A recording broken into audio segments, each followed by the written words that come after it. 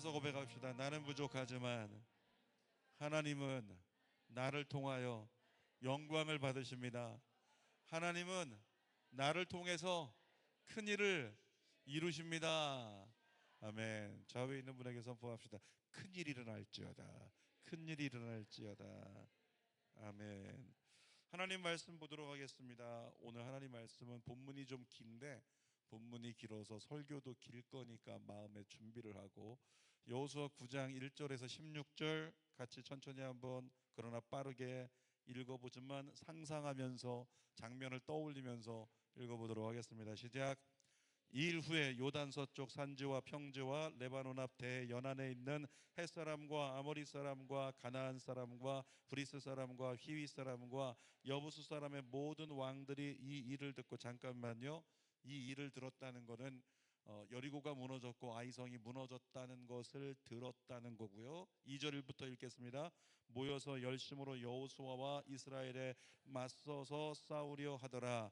기브온 주민들이 여호수아가 여리고와 아이에 행한 일을 듣고 꾀를 내어 사신의 모양을 꾸미되 헤어진 전대와 헤어지고 찢어져서 기운 가죽 포도주 부대를 나귀에 싣고 그 발에는 낡아서 기운 신을 신고 낡은 옷을 입고 다 마르고 곰팡이가 난 떡을 준비하고 그들이 길갈 진영으로 가서 여호수아에게 이르러 그와 이스라엘 사람들에게 이르되 우리는 먼 나라에서 왔나이다. 이제 우리와 조약을 맺읍시다 하니 이스라엘 사람들이 히위 사람에게 이르되 너희가 우리 가운데 거주하는 듯하니 우리가 어떻게 너희와 조약을 맺을 수 있으랴 하나 그들이 여호수아에게 이르되 우리는 당신의 종들이니이다 하매 여호수아가 그들에게 묻되 너희는 누구며 어디서 왔느냐 하니 그들이 여호수아에게 대답하되 종들은 당신의 하나님 여호와의 이름으로 말미암아 심히 먼 나라에서 왔사오니 이는 우리가 그 소문과 그가 애굽에서 행하신 모든 일을 들으며 또 그가 요단 동쪽에 있는 아모리 사람의 두 왕들 곧 헤스본 왕 시온과 아스타롯에 있는 바산 왕 옥에게 하신 모든 일을 들었음이니이다. 그러므로 우리 장로들과 우리나라의 모든 주민이 우리에게 말하여 이르되 너희는 여행할 양식을 손에 가지고 가서 그들을 만나서 그들에게 이르기를 우리는 당신의 종들이니 이제 우리와 조약을 맺읍시다 하라 하였나이다.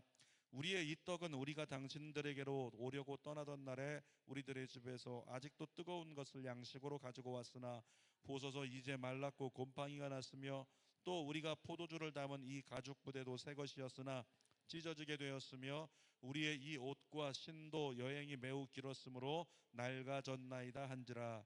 무리가 그들의 양식을 취하고는 어떻게 할지를 여호와께 묻지 아니하고 여호수아가 곧 그들과 화친하여 그들을 살리리라는 조약을 맺고 회중 족장들이 그들에게 맹세하였더라. 그들과 조약을 맺은 후 사흘이 지나서야 그들이 이웃에서 자기들 중에 거주하는 자들이라 함을 들으니라. 아멘. 오늘 금요 성령 집회에는 여호수아 9장 1절에서 16절 말씀을 가지고 제목 같이 있습니다. 생존보다 신앙이 먼저다. 다시 한번, 생존보다 신앙이 먼저다. 이런 제목으로 말씀을 나눕니다.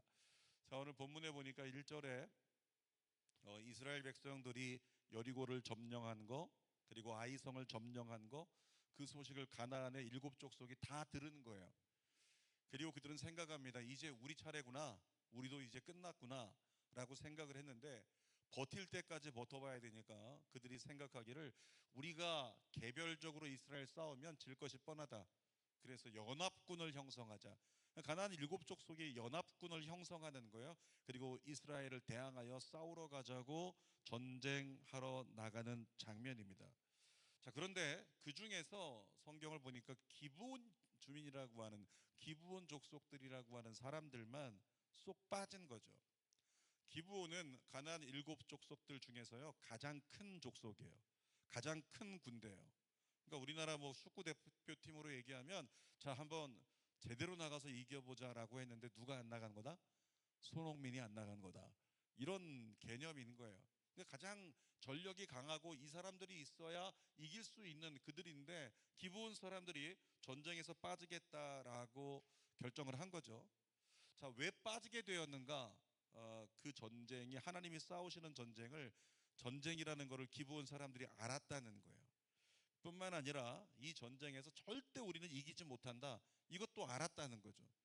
그래서 싸우는 선택이 아니라 다른 선택을 했다라고 하는 그 이야기를 하고 있는 건데, 여호수아 9장 3절과 4절을 한번 읽어보겠습니다. 기브온 주민들이 여호수아가 여리고와 아이에 행한 일을 듣고 꾀를 내어 사신의 모양을 꾸미되. 꾀를 내었다고 성경에 써 있어요.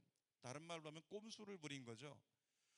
죽지 않으려고, 멸망당하지 않으려고 꼼수를 부려가지고 어떻게 했냐면 마치 먼 나라에서 온 것처럼, 왜냐하면 하나님 명령이 어떻게 됐냐면 가나안 땅에 들어가면 그 땅에 있는 모든 족속을 멸하라 라고 했으니까 그 땅에 있는 족속 같지 않게 보여야 되니 먼 나라에서 온 사신처럼 그들이 스스로를 꾸몄다는 거예요.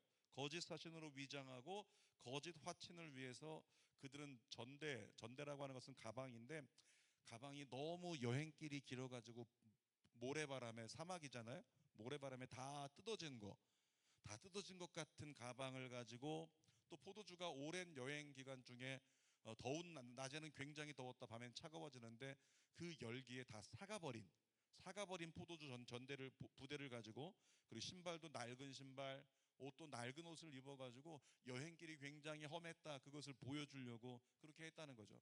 뿐만 아니라 자기들이 가지고 나올 때 떡을 가지고 왔는데 따뜻한 떡이었는데 지금 보니까 다 말라버렸고 이미 시간이 많이 지나서 곰팡이가 났다. 그러니까 이 사신들, 이 기본 사람들은 거짓 사신인 척하면서 뭐 하고 있는 거예요? 굉장히 멀리서 왔다, 이걸 지금 쇼하고 있는 거죠. 그러면서 여호수아에게 말합니다. 우리는 당신의 종입니다. 당신의 하나님 여호와의 이름으로 말미암아 우리가 먼 나라에서 이렇게 화친하러 왔습니다. 애굽에서 행한 일, 광야에서 있던 일, 또 여리고와 아이성을 정복한 일 우리가 다 들었습니다. 우리가 종이 될 테니까 우리와 조약을 맺어 주십시오, 이렇게 요청하고 있는 거예요. 여호수아는 누구냐면 하나님의 백성이잖아요. 하나님의 백성을 이끄는 자. 그러면 어떤 상황이든 뭐하고 결정해야 될까요? 무엇을 통해 결정해야 돼요? 기도해야죠. 기도해야 결정할 수 있는 근거가 될 수 있는 거예요. 근데 여호수아 9장 14절에 보니까 이렇게 써 있네요. 같이 한번 읽어봅시다. 무리가 그들의 양식을 취하고는 어떻게 할지를 여호와께 묻지 아니하고. 여러분, 이스라엘 백성들이 전쟁 중에 있었기 때문에 나름대로 허기졌을 거고 나름대로 좋은 음식 많이 못 먹었을 거예요. 그냥 비상식량으로 때우면서 전쟁하고 있었겠죠. 그런데 화친한다는 사람들이 먼 나라에서 왔는데 곰팡이가 위에는 피었을지언정 먹을 수 있는 것들이 아마 있었던 것 같아요. 그러니까 어떻게 했대요? 그들의 양식을 취했다는 거예요. 당신들에게 우리가 섬기기를 원합니다. 그래? 야, 배고픈데 잘 됐다, 가져온 거 다 가져와라. 다 취했다는 거예요. 다 취하고 어떻게 할지를 마지막에 뭐라고 써 있어요? 여호와께 묻지 아니하고. 여러분, 순간적으로 제목으로 말한다면 신앙보다 무엇을 택한 거냐면 생존을 택한 거예요. 지금 육신이 음식을 먹어야 사니까 배고픈 것부터 해결하겠다는 생각으로 하나님께 이 상황에 대해서 기도하지 않고 신앙보다 생존이 먼저인 선택을 여호수아가 했다는 거죠. 만약에 신앙이 우선돼 가지고 기도했다면 어떻게 됐을까요? 하나님 말씀이 생각났을 거예요. 하나님께서 신명기에 모세를 통해 하셨던 말씀이 분명히 잊어버리지 않고 생각이 났을 거라고 너무 강조해서 했기 때문에. 신명기 7장 1절에서 3절 읽어보겠습니다. 시작. 내 하나님 여호와께서 너를 인도하사 내가 가서 차지할 땅으로 들이시고 내 앞에서 여러 민족 헷 족속과 기르가스 족속과 아모리 족속과 가나안 족속과 브리스 족속과 히위 족속과 여부스 족속 곧 너보다 많고 힘이 센 7 족속을 쫓아내실 때에 내 하나님 여호와께서 그들을 내게 넘겨 내게 치게 하시리니 그때에 너는 그들을 진멸할 것이라. 그들과 어떤 언약도 하지 말 것이요 그들을 불쌍히 여기지도 말 것이며 또 그들과 혼인하지도 말지니 내 딸을 그들의 아들들에게 주지 말 것이요 그들의 딸도 내 며느리로 삼지 말 것을. 하나님이 가나안 땅을 정복할 때 그 땅에서 만나는 이방인들 절대 그들을 내버려 두지 말라, 그들과 함께 하지 말라, 사돈관계 맺지 말라 분명히 경고해서 말씀하셨어요. 그러면서 또 5절에는 뭐라고 하셨냐면 5절부터 읽어볼게요. 오직 너희가 그들에게 행할 것은 이러하니 그들의 재산을 헐며 주상을 깨뜨리며 아세라 목상을 찍으며 조각한 우상들을 불사를 것이니라. 어떤 것도 섬길 만한 것들을 섬기지 말고 다 태워버리라, 다 찍어버리라, 주님 말씀하신 거예요. 그리고 4절을 한번 읽어보도록 하겠습니다. 시작. 그가 내 아들을 유혹하여 그가 여호와를 떠나고 다른 신들을 섬기게 함으로 여호와께서 너희에게 진노하사 갑자기 너희를 멸하실 것임이니라. 그들이 섬기고 있던 신들을 섬길 수 있기 때문에, 그래서 하나님께서 우상 숭배하는 것을 원천 차단하기 위해서 그 땅에 들어가면 이방 땅에서 그 땅에 있는 사람들을 남겨두지 말고 다 진멸하라, 이렇게 말씀하셨단 말이에요. 여러분, 그러니 아무리 삶에 유익이 될지라도 절대로 기브온과 화친을 맺으면 안 된다는 거죠. 생존보다 신앙을 선택하는 것이 이스라엘이었어야 한다는 거예요. 생존보다 신앙을 선택하는 게 뭐예요? 오늘 나에게 유익이 될지라도 하나님 말씀에 아니라면 단호하게 끊을 수 있는 결단과 용기, 이것이 생존보다 신앙을 선택하는 믿음이라고요. 그런데 뭐 하지 않았다고요? 기도하지 않았다고요. 여러분, 기도가 그쳐지자마자 우리는 생존을 쫓아다니게 돼 있어요. 기도가 그쳐지자마자 어떻게 먹고 살 건지, 어떻게 좋은 성적을 거둘 건지, 어떻게 좀 더 나아진 삶을 살 것인지, 어떻게 좀 더 내 필요를 채울 것인지, 기도가 중단되면 그 생존만을 쫓아다니는 게 인간이라고. 근데 기도하면 어떻게 될까요? 기도하면 생존이 아니라 우리 하나님을 따라가게 돼 있어요. 그러니까 기도하면 생존보다 신앙을 선택하는 것이 가능하다는 거죠. 근데 뭐 하지 않으니까, 기도하지 않으니까 신앙을 택할 힘이 없는 거예요. 결국에는 생존을 택하여 양식을 취해버리고 말았죠. 그리고 여호수아 9장 15절엔 이렇게 써 있습니다. 읽어봅시다. 여호수아가 곧 그들과 화친하여 그들을 살리리란 조약을 맺고 회중 족장들이 그들에게 맹세하였더라. 중요한 한 글자가 있는데 뭐라고 쓰여 있어요? 여호수아가 그 다음 한 글자 뭐라고요? 곧. 저들이 화친하자고 이렇게 손을 내밀었을 때 즉시 양식을 받아들면서 여호수아가 언제 화친했다고요? 잠깐만 기다려봐. 우리가 하나님 믿는 백성이니까, 하나님이 날 세워주셨으니까 하나님 앞에 잠깐 기도할게, 이렇게 반응했어야 되는데 어떻게 했다고요? 기도하지 않고 곧 그 생존에 대해서, 생존의 조건에 대해서, 우리를 윤택하게 할 수 있는 모든 공약물에 대해서 그냥 순식간에 주저하지 않고 바로 그들과 화친을 했고 바로 조약을 맺었고, 이스라엘의 모든 리더들이 나와서 뭐 했다고요? 그들을 향해서 맹세했다고요. 뭐라고 맹세했을까요? 절대 너희들 죽이지 않을게, 절대 너희들은 멸하지 않을게, 우리는 조약을 맺었다라고 이야기를 했단 말이죠. 이 일 때문에 나중에 보니까 이스라엘 백성들이 알게 돼서 왜 조약을 맺었냐고, 왜 화친했냐고 여호수아를 쫓아와 가지고요 원망하는 장면이 나와요. 문제는 뭐냐면, 하나님의 이름을 걸고, 하나님의 이름을 걸고 기브온 사람들과 너희를 치지 않겠다고 맹세했기 때문에 기브온을 치지 못하는 상황이 됐다는 거죠. 읽어봅시다. 19절과 20절 읽어보겠습니다. 모든 족장이 온 회중에게 이르되 우리가 이스라엘 하나님 여호와께로 그들에게 맹세하였은즉 이제 그들을 건드리지 못하리라. 자, 하나님께 약속을 했으니까, 하나님의 이름으로 약속을 했으니까 우리는 그들과의 조약을 지켜야 돼, 이렇게 이야기를 했지만 사실은 그것 때문에 조약을 지킨 게 아니에요. 그것 때문에 기브온을 쫓아내지 못한 게 아니에요. 그 다음 구절 20절을 보니까 이들이 기브온을 쫓아내지 못한 이유가 나와요. 읽어봅시다. 우리가 그들에게 맹세한 맹약으로 말미암아 진노가 우리에게 임할까 하노니 이렇게 하여 그들을 살리리라 하고. 자신들에게 뭐가 임할까봐 이 약속을 깨지 못했다고요? 진노가 임할까봐. 진노는 어떤 문제인데요? 신앙의 문제예요? 생존의 문제예요? 생존의 문제잖아요. 진노는 생존의 문제인 거예요. 우리가 하나님의 뜻을 어겼다가 혹시 죽임 당하면 어떻게 하지? 혹시 우리가 해를 당하면 어떻게 할까? 징계받으면 어떻게 할까? 이 모든 게 뭐냐면 생존의 문제라고 하는 거죠. 다시 말하면 신앙보다 생존이 먼저가 되어버렸다라는 거예요. 차라리 이랬으면 어떻게 했을까? 여호수아가 정말 우리가 실수해가지고 기도하지 않고 우리 마음대로 조약을 맺었는데 하나님, 이 일로 말미암아 저희에게 진노가 올지라도 하나님 말씀 지키겠습니다.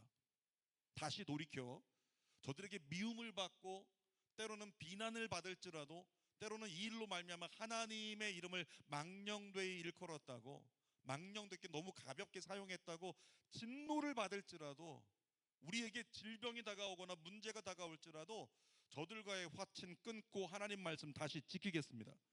만약에 그랬다면 어떻게 됐을까요?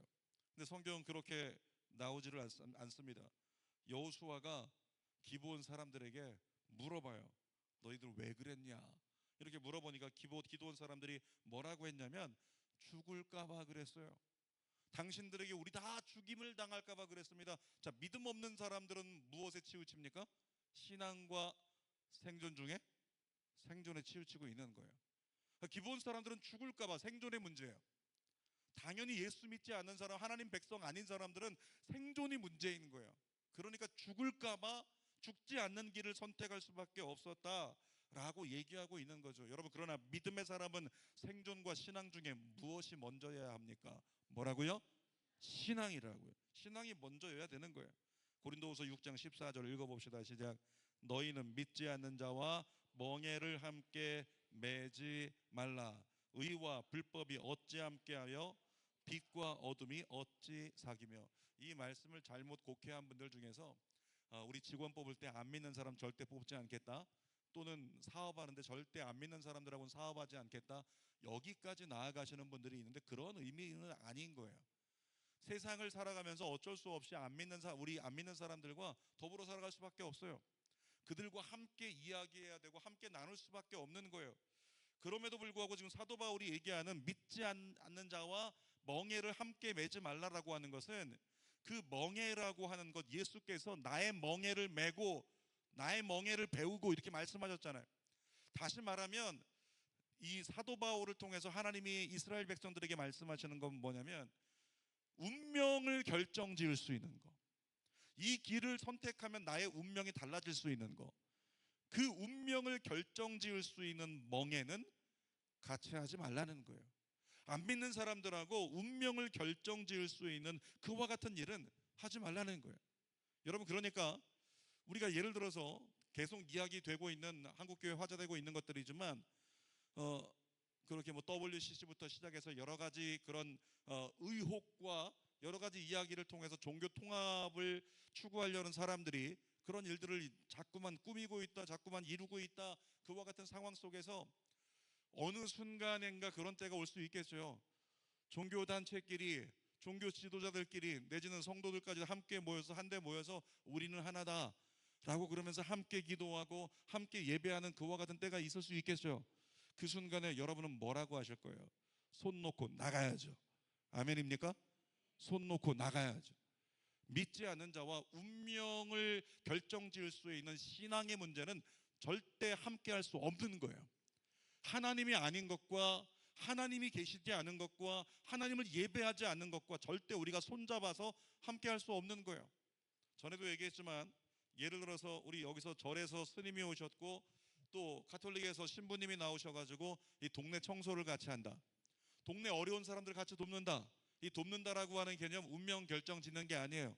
그거 얼마든지 같이 할 수 있어요. 선을 베푸는 거, 어려운 사람을 돕는 거, 위험을 처한 사람들을 건져낼 수 있는 거 얼마든지 할 수 있습니다. 그러나 구원의 문제, 그러나 구원의 문제이기 때문에 예배의 문제, 이것은 절대 함께 할 수 없다. 예배의 문제는 유일하신 하나님만을 우리가 섬기는 것이기 때문에 어떤 종교와도 화합할 수 없다는 거죠. 그와 같은 멍에를 같이 매지 말라, 이 이야기를 하고 있는 거예요. 뿐만 아니라 우리의 운명을 결정지을 수 있는 것 중에서 또 이렇게 얘기할 수 있을 거예요. 우리 청년들에게도 많이 해당이 될 것 같은데, 결혼의 문제가 그래요. 지금이야 결혼의 문제가 어떤 결속력이 좀 약해지긴 했지만, 이 결혼의 문제라고 하는 게 결국엔 우리의 운명을 결정지을 수 있는 중요한 큰 사건이라고 하는 거죠. 그러니까 결혼에 대해서 내가 누군가와 결혼을 해야 된다, 그때 믿지 않는 자와 멍에를 같이 매지 않는 것이 좋다는 거예요. 그러니까 저에게 성도들이나 청년들이 와가지고 물어봐요.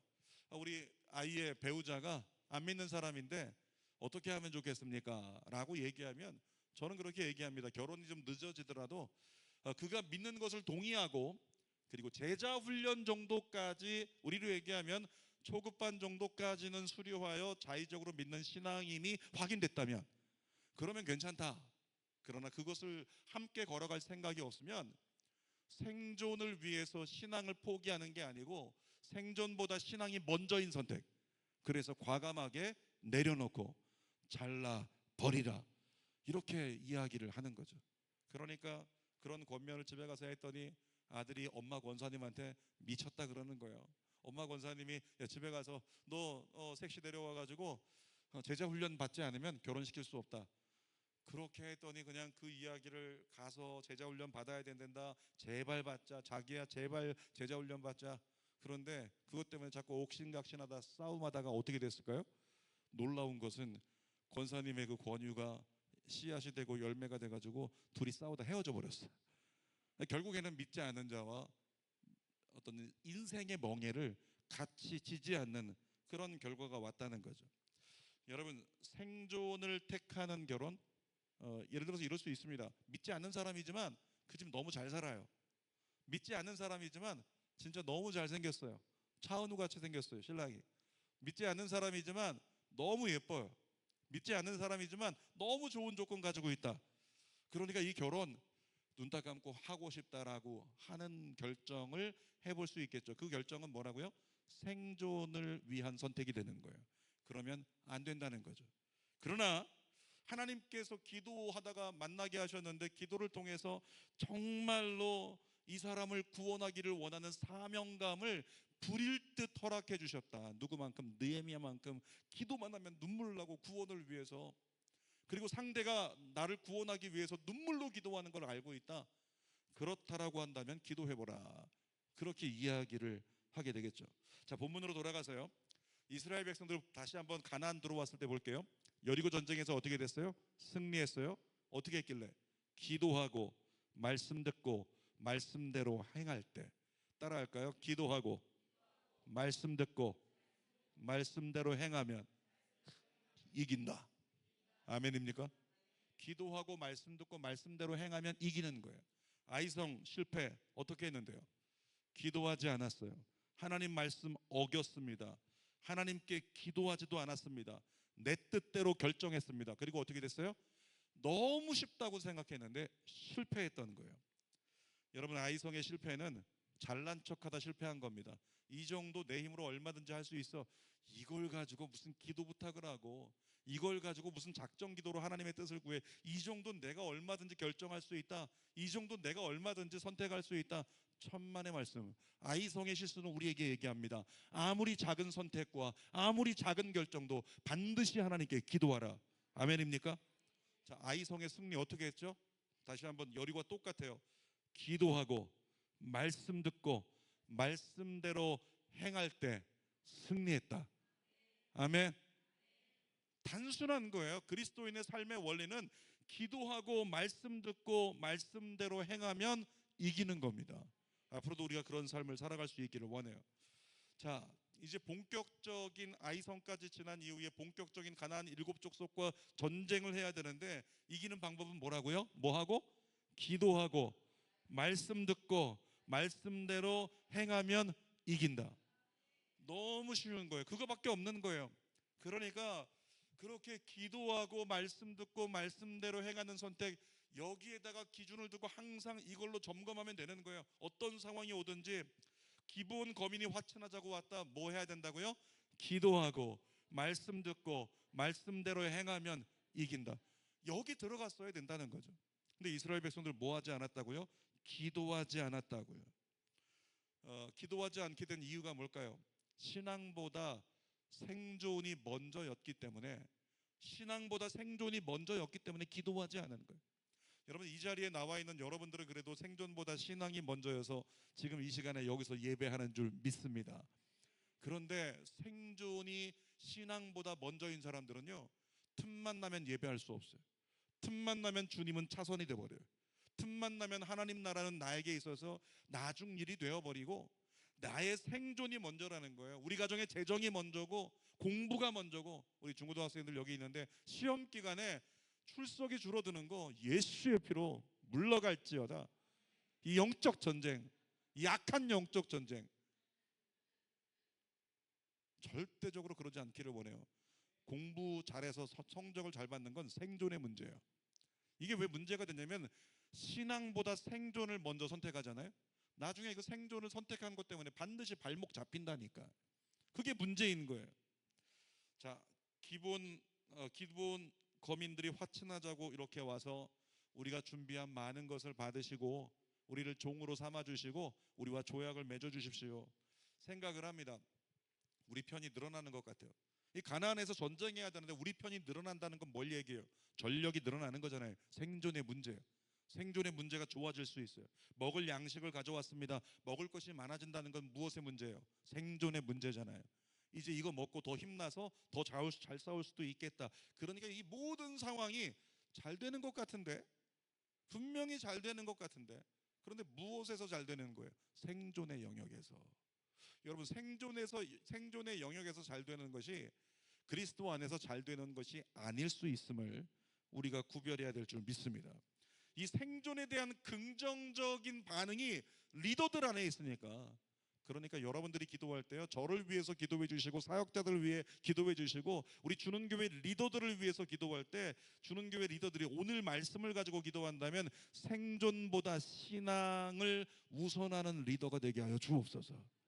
신앙을 위해 생존을 결단할 수 있는 리더들 되게 하여 주옵소서. 여러분, 그렇게 기도하지 않으면 주는교회 어떻게 끌려갈까요? 생존을 위해 가게 돼 있어요. 어떻게든지 교회가 굴러가는 게 그냥 좀 더 윤택하고 좀 더 나아지는 그 길로 가려고 하는 교회가 되면 망한다는 거죠. 우리도 때로는 그럴 때가 있다는 거예요. 돈 많이 준다면 못할 일이 없겠죠. 어떤 사람은 그런 얘기 하더라고요. 저에게 고민 얘기 하시는데, 저희 교회뿐 아니고 다른 교회뿐인데, 목사님, 저 교회 가면 엄청난 물질의 축복을 다 받는다는데, 실질적으로 자기가 아는 사람들이 그 교회로 다 옮겼는데 전부 다 물질의 축복을 받은 거예요. 그래봐야 세 가정이긴 하지만 물질의 축복을 다 받은 거예요. 여러분 어떻습니까? 이 옆에 있는 동네 옆에 있는 교회, 어떤 교회에 있는데 보니까 여기 수영장 하다가 교회하는 교회에 있는데 거기 가면 능력 다 받고 물질의 축복을 다 받는다. 지금보다 가산이 3배가 늘어난다. 다음 주에 교회 옮기실 분 손 들어보세요. 솔직하게 고민되지 않겠어요? 우리 집에 재정에 문제가 있는데 그 소식을 듣게 하신 하나님이 아니실까? 예수의 피로. 절대 그렇지 않아요. 거기에 내가 흔들린다는 것은 생존의 문제에 흔들리고 있는 거예요. 인간은 본능적으로 생존을 선택하려는 욕구가 인간 안에 있다는 겁니다. 여러분, 그 생존의 욕구를 컨트롤하는 것이 뭐예요? 신앙이라고 하는 거예요. 그래서 우리 뭐 해야 된다? 기도해야 한다. 생존보다 신앙이 먼저 되도록. 그래서 실수하지 않도록. 저희 교회 초창기에 잔금을 치르지 못해가지고 고민하던 차에 어떤 장로님이 저를 찾아오셨어요. 근데 그 장로님이 보니까 제가 최근에 들었던 얘기인데 그 뒤로도 계속 똑같은 일을 하셨더라고요. 그 장로님 찾아오셔서 주는교회 이야기를 들었다, 잔금이 모자라다는 이야기를 들었다, 잔금이 1억 2천 정도 된다는 걸 들었다. 그 말씀하시면서, 목사님, 내가 그 잔금 치러줄 테니까 빨리 이제 교회 계좌번호 주시고 교회를 바로 세웁시다. 여러분, 그 이야기를 들을 때 어떨까요? 하나님께서 주는 교회를 돌아보사 은혜를 베푸시는구나, 이렇게 느껴지지 않겠어요? 왜? 주의 종에게 있어서는 지금 잔금을 치르고 빨리 교회를 정상화시키는 게 어떤 문제이기에? 생존의 문제이기에. 일단 살아야 되니까. 그런데 그 장로님께서 하신 말씀이 뭐였냐면, 내가 1억을 헌금할 테니까 나를 바로 시무장로로 시켜달라, 그런 요구였어요. 그분이 제가 있던 모 교회에서 여러 가지 문제가 있었던 분인 걸 알기에 고민이 들기 시작했죠. 여러분, 고민하지 말고 뭐 해야 된다? 기도해야 된다. 기도하면 무엇이 들린다? 하나님의 음성이 들리는 거예요. 제가 그 문제를 가지고 장로님에게 바로 대답해서, 장로님 좋습니다, 계좌번호 이것입니다 라고 알려드리고 싶었지만, 그렇게 하지 않고 꾹 참고 장로님 3일만 기도할 기회를 주십시오. 3일 동안 기도해 보겠습니다. 그리고 3일 동안에 그 장로님 전화를 누르려고 얼마나 많이 누르다 말고 누르다 말았는지 몰라요. 왜? 지금 다급하게 분양 사무실에서는 목사님 왜 빨리 잔금 치르지 않냐고 포기각서 다 쓰셨기 때문에 전체 다 몰수될 수 있습니다. 계속 그런 소리가 들려오니까 마음은 갈팡질팡하는 거예요. 근데 제가 기도할 때마다 하나님의 음성을 들으려고 할 때 하나님께서 아무 대답이 없으셔요. 주님 받아도 되겠습니까? 주님께서 오케이 받아라 이렇게 말씀하셔야 되는데 아무 대답이 없으셔요. 여러분, 하나님이 응답이 없으시면 뭡니까? 그것은 보류입니다. 내가 받아도 되겠느냐라고 여쭈었는데 하나님이 답이 없으시면 그건 거절이에요. 거절이거나 보류란 말이죠. 그렇기 때문에 하나님께 반드시 기도해서 하나님의 음성을 구해야 되는 거예요. 제가 그때 기도하고 하나님께서 저에게 아무 소리 하지 않으셔서 3일째 되는 날 장로님께 전화했고, 죄송합니다, 하나님께서 답을 주시지 않습니다. 하나님이 원하시지 않는 것 같습니다. 장로님 기도하며 기다리겠습니다. 기도해 주십시오. 그리고 전화를 끊었어요. 전화를 끊은 다음에 얼마나 후회했는지 몰라요. 정말 한 방에 쉽게 해결할 수 있었는데 라고 생각하고 그 다음에 몇 날 며칠을 막 그 생각이 나서 아파하고 안타까워하고 하나님 원망도 했다가 그런 시간들을 가졌다고요. 언젠가 저희 교회 한 여자 집사님이 전화가 왔어요. 목사님, 저희가 36명이 모였습니다.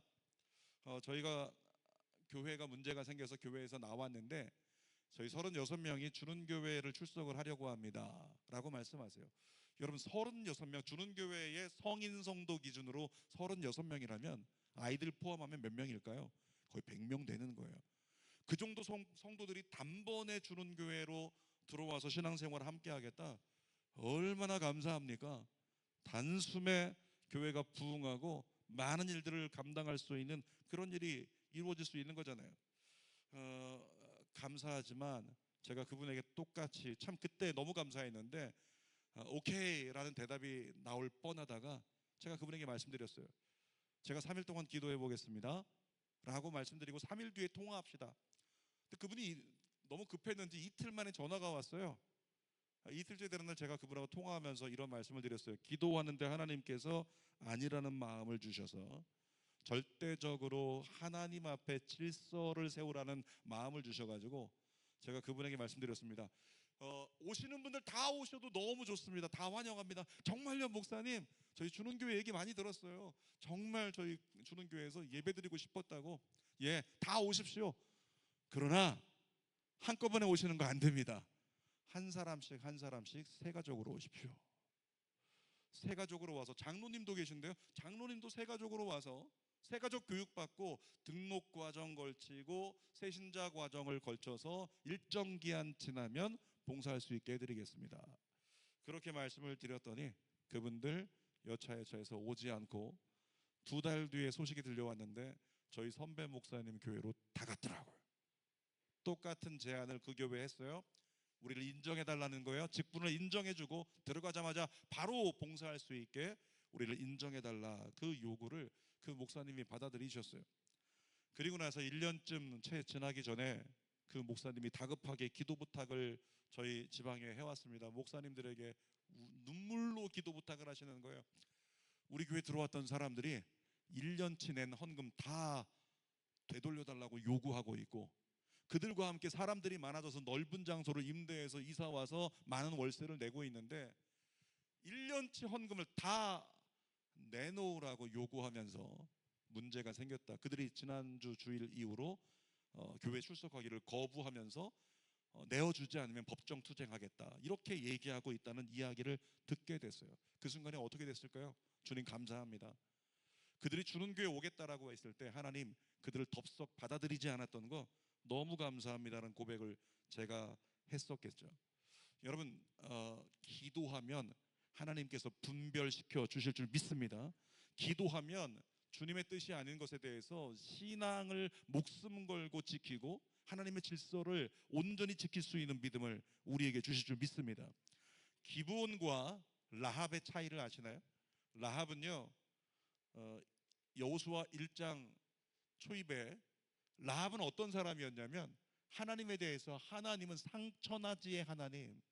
그러니까 라합은 하나님을 향하여 두려움도 있었겠지만 어떤 마음이 있었을까요? 신앙이 있었어요. 진짜 하나님을 믿는, 그분이 진짜 하나님 되심을 믿는 그 신앙이 있었다는 거예요. 그러니까 라합은 생존보다 신앙 때문에 무엇을 포기했어요? 생존을 포기했어요. 내가 저들을 돕다가 붙잡히면 어떻게 되는 거예요? 생존에 문제가 생기는 거예요.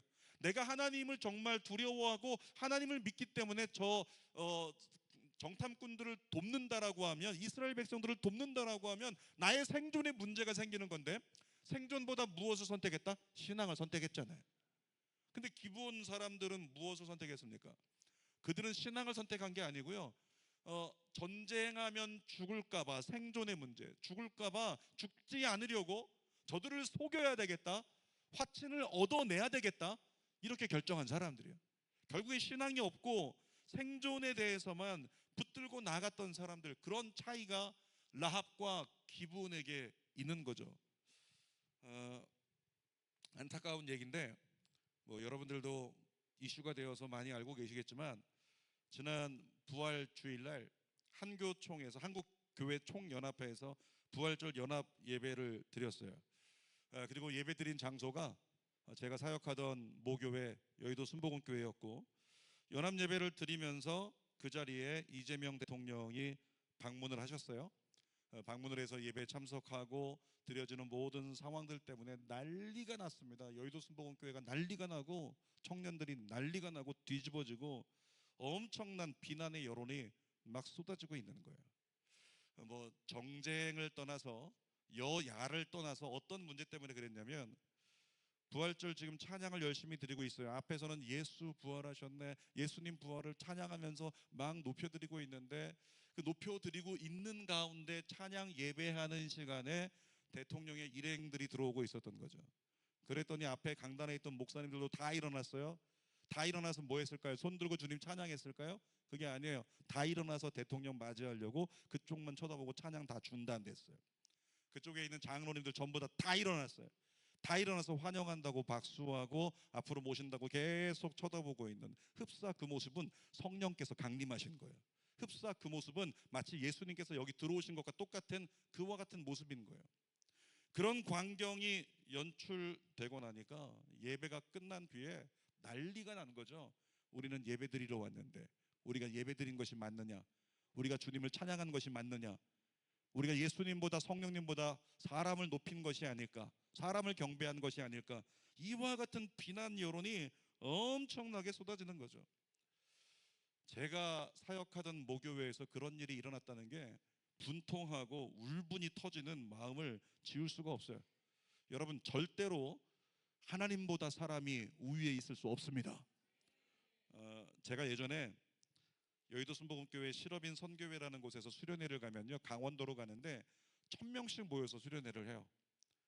근데 수련회 장소에서 항상 있었던 일이 뭐냐면, 이렇게 예배 드리고 있으면 조용기 목사님이라는 분이 이렇게 들어오시면, 워낙에 크신 분이긴 하지만 키가 크시다는 게 아니라 큰 영향력을 가지고 계신 분이죠. 거의 신적 존재로 받들고 있는, 저는 그분을 존경합니다. 대단하신 분이시기 때문에 한국교회에 큰 영향을 미치셨죠. 문제는 뭐냐면, 사람들이 주님을 예배하다 말고 사람들이 조용기 목사님을 환영한다는 생각에 손 뻗치고 박수하고 그분을 맞이하느라 예배가 중단돼 버리는 거예요. 자, 찬양 인도자가 찬양을 하고 있는데, 제가 왜 이렇게 열을 내고 있겠어요? 그때 찬양 인도 제가 했었으니까. 찬양 인도자가 찬양을 하고 있는데 옆에서 목사님이 갑자기 올라와서 마이크 잡고 얘기하는 거죠. 지금 조용기 목사님 들어오십니다. 찬양을 드리고 있는데, 그때는 어떻게 할 수가 없었는데, 나중에 이제 마지막 부분에 또 찬양할 수 있는 기회가 있는데, 찬양을 하면서 조용기 목사님 나가시는 길에 사람들 또 일어나서 막 환송하는 그런 상황이에요. 저도 모르게 그냥 소리를 질렀어요. 다른 소리 지른 게 아니라, 모든 성도들 주님을 향해 두 손 들고 찬양합니다, 그러면서 혼자 소리들 지르고 그렇게 예배했던 적이 있었어요. 제가 김포에 교회를 세우고 나서 저희 교단에 이제 장로교회로 얘기하면 노회고, 저희 교회는 지방회라는 것이 있는데 목사님들이 모이시는 자리예요.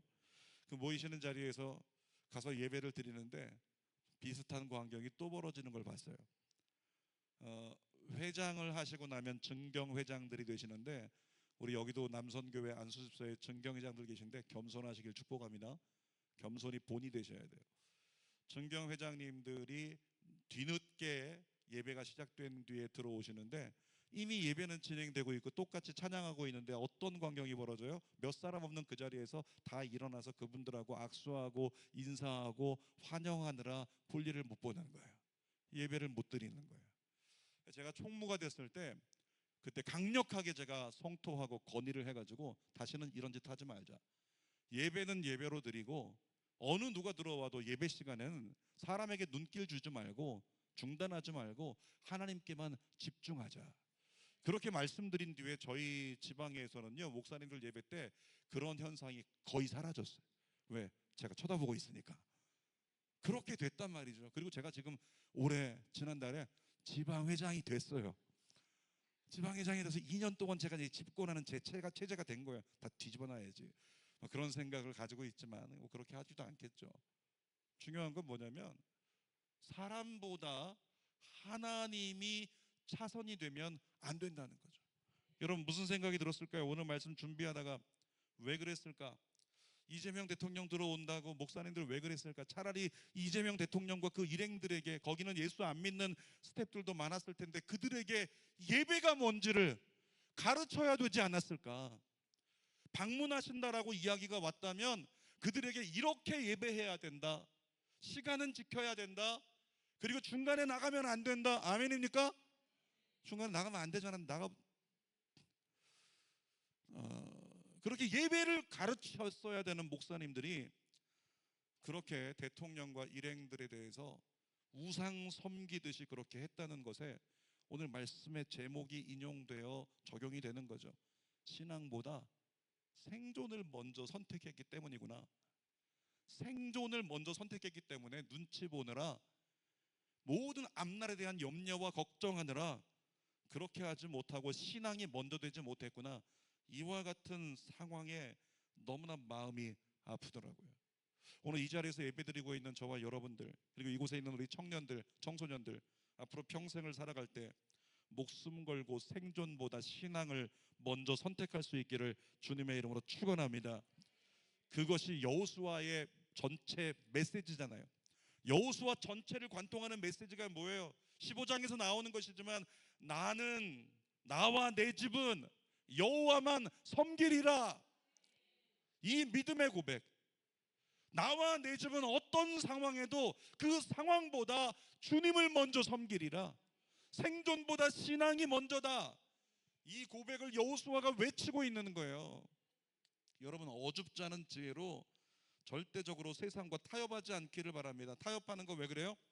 생존이 신앙보다 먼저기 때문에 타협하는 거예요. 신앙보다 생존을 택하면 죽으면 죽으리다 마음을 가지고 결단할 수 있는 거잖아요. 마지막으로 말씀드립니다. 아브라함이라고 하는 사람이 애굽에 들어갈 때 어떻게 했어요? 신앙보다 생존에 치우쳤잖아요. 그래서 어떻게 했어요? 죽을까 봐 자기 아내를 누이라고 속여가지고 바로 왕의 침실에까지 들어가게 만드는 어처구니 없는 일이 성경에 기록되고 있잖아요. 이와 같은 수치 우리에게서는 반복되지 않기를 주님의 이름으로 축복합니다. 설교 결론입니다. 제목이 뭐였어요? 생존보다 신앙이 먼저다. 기도하겠습니다. 살아계신 아버지 하나님, 어떤 경우에도 생존 때문에 신앙을 차선으로 미루지 않는, 생존 때문에 타협하지 않는, 생존 때문에 어떤 경우에도 사람을 먼저 높이지 않는 우리 모두가 될 수 있도록 인도하여 주시옵소서. 예수님의 이름으로 기도하옵나이다. 아멘. 다 같이 자리에서 일어나서 우리 찬양 부르고 기도합시다. 우리 찬양의 가사가 이렇습니다. 따스한 성령님 마음으로 보내 내 몸을 감싸며 주어지는 평안함 만족함을 느끼네. 부르신 곳에서 나는 예배하네. 어떤 상황에도. 너무 많이 불렀던 찬양이잖아요. 어떤 상황에도. 이게 무슨 얘기예요? 생존의 문제가 아무리 크게 다가온다 할지라도 나는 뭐하리라? 예배하리라. 난 신앙이 먼저다. 난 주님을 섬기는 게 먼저야. 난 주님을 예배하는 게 먼저야. 어떤 상황에도 우리 그와 같은 믿음의 결단을 가지고 성령님 의지하며 이 찬양 올려드립시다.